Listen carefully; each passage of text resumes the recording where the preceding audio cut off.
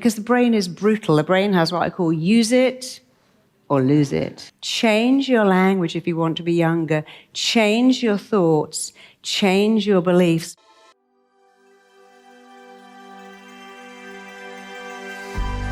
Okay, so I'm going to tell you today two really exciting things. One is, if you want to, you can become younger. So many years ago, when I was younger, I wrote my first book about how to actually slow down aging, and it really is possible.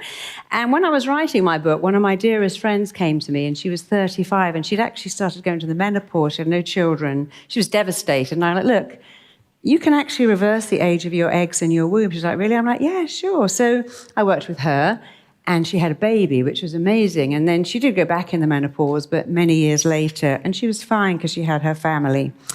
So when I was writing my first book many years ago, I met this amazing woman called Ellen Langer, and she had done this really cool experiment. I'm going to share it with you. So she took a group of men, all men of 75, and this was in 1979. I met her many years later. And she took these 75-year-old men to a retreat, and it was a closed retreat. And that means that everything was shut. And it looked as if it was from 1959. So all the music that was piped in was from 1959. All the magazines and every newsreel and every paper and every program was from 59. And it was furnished to be 1959. And it was an experiment. Before they went in, they tested their age. So this is what you can do if you want to be younger. Changing your thoughts and beliefs can make you younger, can make you live longer, can make you look and feel better, can give you a great memory into your 90s and beyond, and it can keep you fit and active and healthy. And I'm not going to tell you, I'm going to show you, because I'm a great believer that you believe it when you see it. So you see there it says they tested their biological age.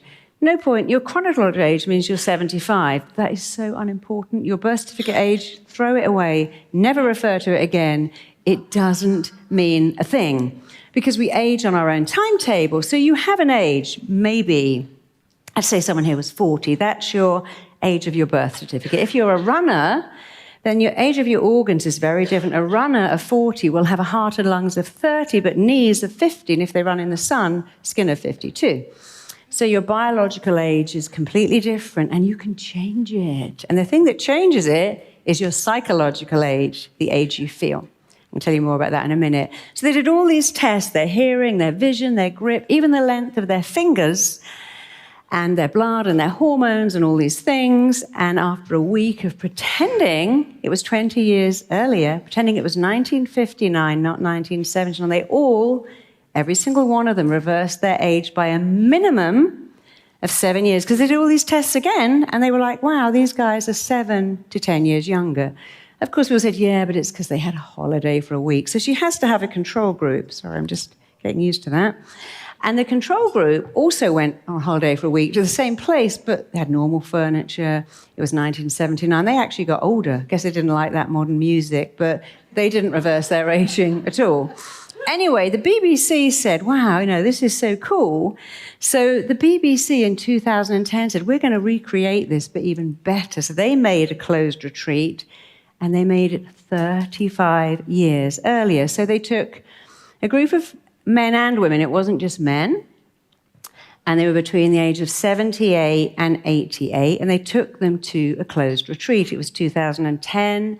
But it all looked like it was 1975. The music was from 1975. The TV shows were from 1975. They have to wear badges of themselves from 1975. And every magazine was from 1975. And they found what was extraordinary is that one of them went in on sticks, one of them could practically not walk, and the same thing happened within a week. They had all reversed their aging by 12 years. That's more than a year a day. And they asked one of them in particular, what did you do to reverse your aging? Because the one who was in there on crutches was actually running around the garden. There was a woman called Sylvia Sims, and she said, to this day, she now goes to old people's homes and teaches them something, which is you can get older. You do not have to get old. And he said, I forgot to be old. I slipped back into that world of 35 years ago. I forgot I was 88. He'd been really depressed. There was another guy there called Lionel Blair. He was actually tap dancing on stage. So this was a great thing to do, because what you have to understand about aging is it cannot be defined. No one has ever been able to define aging. There are tribes, there are groups. There's an island in Greece where they have some of the longest living people in the world. They all have some stuff in common, which I'll share with you. But actually, what we think of aging, do you know what it is? It is massive disuse of the body, followed by massive disuse of the brain, because the brain is brutal. The brain has what I call use it or lose it. And if you use it, you don't lose it. And if you don't use it, you do lose it.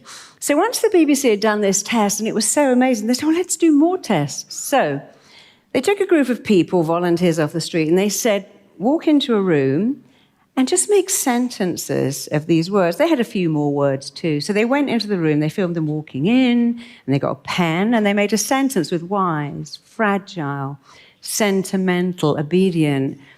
When they filmed them leaving, they said it was so odd, they were walking 20% slower. They really thought they were fragile. And they were walking like they'd got old. And then, of course, they took another group in the room, and they said, make sentences out of these words.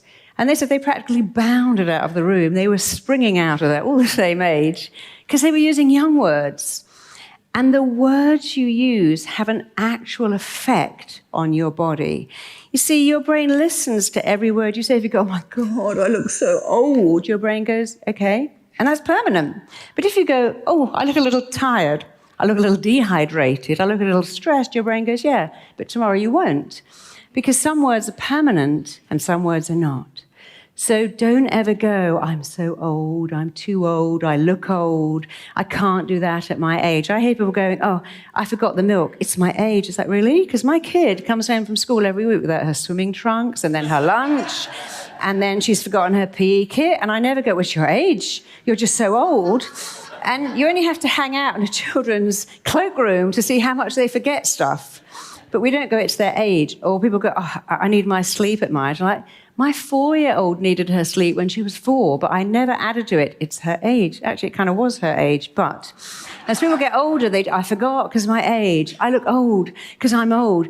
My knees hurt because I'm old. You've got to start disregarding your age. If you want to age incredibly well, never mention your age. Don't refer to it, because it doesn't matter. So here's the next. You see, this is what aging is. It's an expectation that you live up to. You know, you can go to old people's home and see people sitting with their remote control, clicking through the TV shows, getting older. Because when hope dies, old age runs to meet you. But people who don't do that, who still work, you know, professors of 90 have the same brain neurons as professors of 30, because they use their brain all the time. So you want to age well, have a different expectation of what aging is. Scientists know that you can boost your immune system just by thinking differently, which is exactly what those people did with the BBC test. They thought they were younger. Meditation can make you, I promise, 15 years younger. Don't believe me? Go and ask Emily. She'll tell you. Because you can't stop. Yeah, she's really 62, but that's a secret. And I'm really 82. But we don't ever discuss our age. Here's the third thing the BBC did, which I love.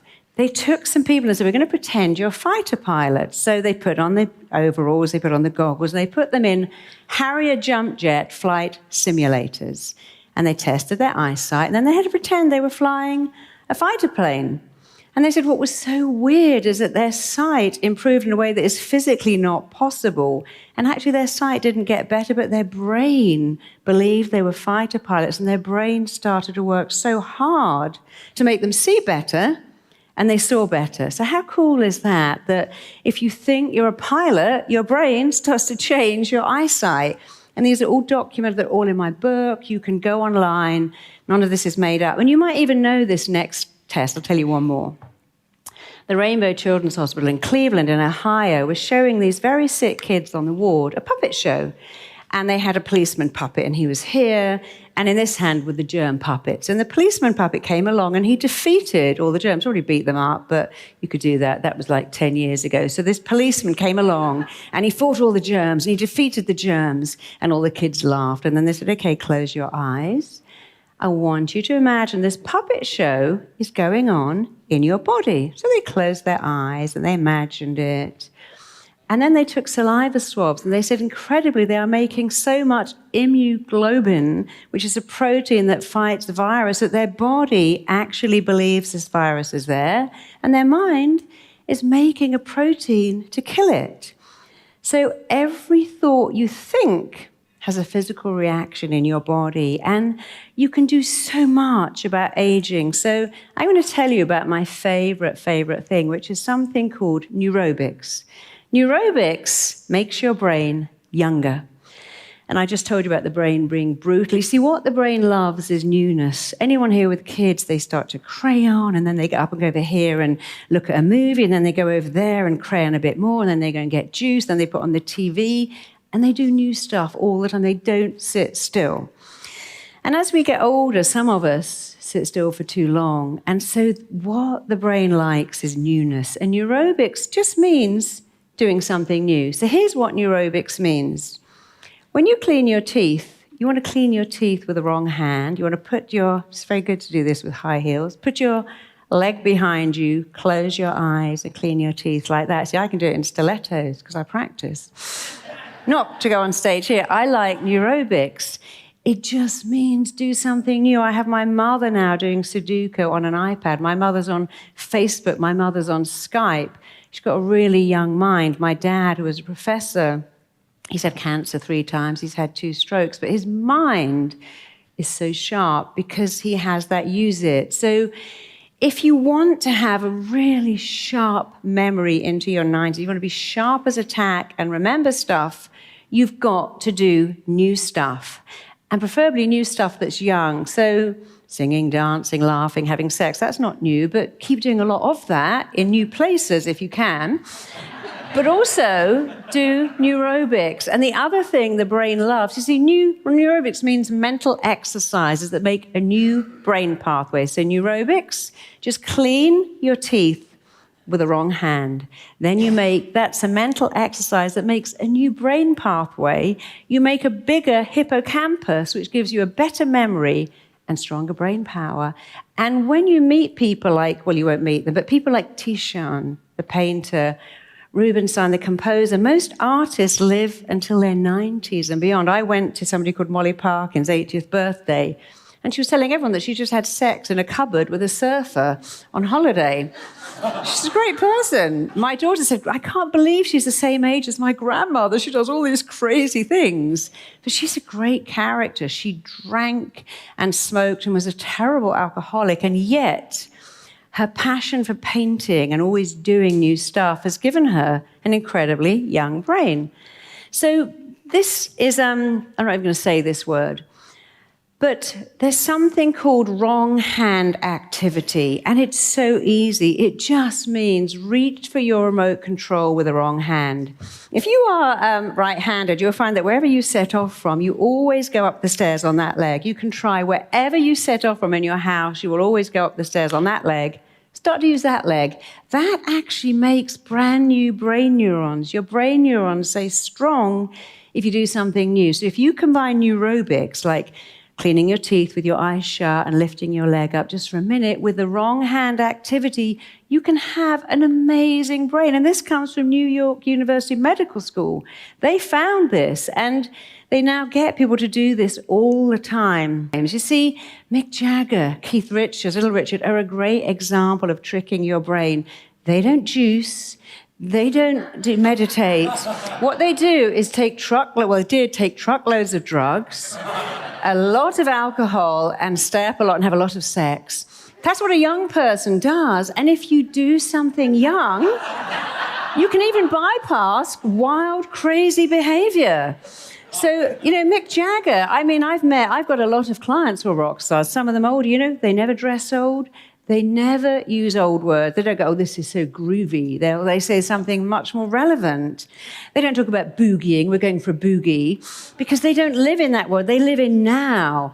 And they are very young. And if you saw Mick Jagger running around the stage in Cuba for 2.5 hours, age 75, I mean, people go, that's extraordinary. How do you know that isn't normal aging and all the other stuff is extraordinary? Because if you do young things, you stay young. And, it's great to juice and meditate, but if you do all that stuff feeling very stressed, it has less of an effect. But if you think young thoughts and do that, you see, you don't grow older till you stop growing, and then you get old. And the Stones would probably keep going until they drop dead, and why wouldn't they? So, you see, I'm going to tell you something else here now, because you really got to learn to trick your brain. If you don't trick your brain, believe you me, your brain is going to trick you. So rockers trick their brain. Musicians trick their brain. Pianists, musicians, painters, artists trick their brain. Let me ask you a question. Do you think your brain's job is to make you happy? Anyone think that? Because if you do, you're going to be really unhappy. Your brain has one job to do. Its job is to make you survive on the planet. And how it makes you survive on the planet is something else that's very, very aging: sugar. Sugar is probably one of the most aging things you can eat. It ruins your digestion, it attaches to collagen, makes your face very stiff, and it suppresses your immune system for hours. But your brain's job is to make you survive, and your brain still thinks that sugar is really scarce. So many, many years ago, when we were women especially, we were hunter-gatherers, and we came out of our little cave, and we went off for a walk, and we found some berries, and avoid that hole, and we found some root vegetables, and we might have had fish, might have even found some eggs. But sometimes we found honey, and our brain went, oh my God, that's that scarce, rare, hardly ever available honey. And we took as much honey as we could, and we went home, and the next day we woke up and we thought, honey, because your brain, get this, is hardwired to remember where sugar is. So who knows someone who wakes up and goes, oh my God, I have Ben & Jerry's in the fridge and it's calling my name. I have chocolate cookies in the cupboard and I just got to keep going back and eating them. No one says, I have celery in the fridge and it's got my name on it. I have peas in the cupboard and I just got to keep going back till they're gone. And I've got a bit of celery and now I'm going back and I've got more celery and I'm going back and I just cannot stop eating that celery. Your brain is wired to tell you where sugar is. It is wired to make you remember where sugar is, because guess what? It wants you it wants you to gorge on it, because thousands and thousands of years ago, we didn't get it very much. There was no shops. You got honey maybe twice a year, and you would remember where it is till it was all gone. And when you had it, you gorged on it till it was all gone, and then that was fine till next time it came around. Now what's so weird is that stuff isn't scarce. We have so much sugar, but the brain still thinks it's scarce. And your brain is tricking you. So let's give you a little example. You're sitting at work eating a chocolate bar thinking, I really should stop eating all this chocolate. I'm eating so much chocolate. Your brain's like, no, it's really scarce and rare, and you might not get it again for a whole year, so eat more. And you're like, how's that working? I sit next to a vending machine with Kit Kats in it for like 10 years. I drive past these stores full of chocolate for 15 years. I go food shopping every week. It doesn't feel very rare. Your brain's like, no, but it could run out. So you need to have more. And you've got to keep going back for more, because one day it might not be there. You're like, and that is bad. How? Since it's not a great thing. It's like, well, it's just rare and scarce and rare. And of course, it isn't scarce and rare. Your brain is doing its job. Your brain's job is to make you remember where rare food is and to send you back. You've got to do your job. And your job is to say to your brain, look, hang on, I know you're trying to help me, but you know what? Actually, raspberries are rare, avocados are rare, but steamed fish is rare.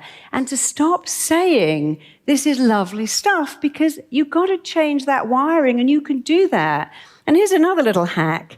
Not only is your brain wired to make you remember where sugar is, when you see it, you want it. So when you're in a restaurant, they don't go, do you want a dessert? They go, would you like to look at our trolley? We have double, triple chocolate cake. We have ice cream with chocolate. We have trifle. We have apple pie. We have custard. And we have 7 different flavors of ice cream. And you go, oh, that's got my name on it. Oh, I've got to have that. Sometimes they go, you can have a bit of everything. Ever been to a restaurant where they go, look at our beautiful cabbages. Look, we've got red cabbages. We've got white cabbages. We've got green cabbages. Aren't they beautiful? Would you like a little sample? It's like, no, because that's not rare or scarce. But actually, Now it's all changed. We got on planes. Healthy food is rare. We go to work. We have a minibar. My minibar hasn't got any salad in it. It's got chocolate and alcohol. So you've got to have this dialogue back and go, no, it's not rare. And the third hack is that when you eat too much variety, it actually stimulates your appetite. So when I was working in Zimbabwe, the people that worked in all the lodges said they couldn't eat what we ate. They said, why do you have so much variety? Because every time you introduce a new taste, a new texture, and a new variety, guess what you do? You stimulate your appetite to want more. And you should have a varied diet, but not at every meal. You don't need to have a fruit salad with 20 types of fruit, or even 8. Stick to 3. You don't want to have loads and loads of ingredients. So remember these things. Your mind is absolutely hardwired to make you remember where sugar is and go back for more. And if food is in your line of vision, you want to eat it. Who here knows an alcoholic who keeps the full liquor cabinet just in case their neighbor wants a drink? Anybody? Oh. Anyone stopped smoking, keeps cigarettes on the coffee table just in case somebody nearby might want one? No. If you have a problem with that food, don't keep it in the house. And if you have to keep it in the house, put it in boxes where you can't see it. Not when you open the fridge, there's that chocolate chunk cheesecake, because your brain is still going, oh, double chocolate, triple chocolate with sugar. Yay, that's amazing. But your body's going, oh no, all that chocolate with actual chemicals and preservatives and emulsifier, that's not a treat. And when people say you need a little treat, when I had cancer, I was waiting for this diagnosis, and they kept saying, you need a treat. And they kept bringing me cakes and chocolates and chocolate drinks. I'm like, yeah, I do need a treat, but I don't really want to poison myself because that's poison. So if you want to age better, all you have to do is change your thinking. And I'm going to do one thing for 1 minute, and then I'm going to come off the stage. So I'm just going to show you how when you change one thing in your brain, changes everything. So put your fingers about 1.5 inches apart. I'm going to do this really quickly, so not too close together. And all I want you to do is to believe you have 2 magnets on your fingertips. Opposite magnets attract. Bring them a bit closer together. And I want you to imagine you have opposite magnets that are pulling your fingers together, pulling them. As you look through your fingers, that opposite polar magnet is pulling your hands together until they meet and touch. Okay? And because you're thinking about a magnet, your mind is creating a magnetic field that's pulling your fingers together. Now pull them apart. Do exactly the same. Keep them quite close together. I want you to imagine you have magnets of the same polarity, the same repels. This time your fingers cannot touch. They have to do that. They have to go past, over, around. So same polarity as your fingers. As you push them together, that magnetic force pushes them past each other. They cannot, will not touch, but they have to go past because you changed one word. Same polarity repels, opposite polarity attracts. Change your language if you want to be younger. Change your thoughts. Change your beliefs. Check out my next video here.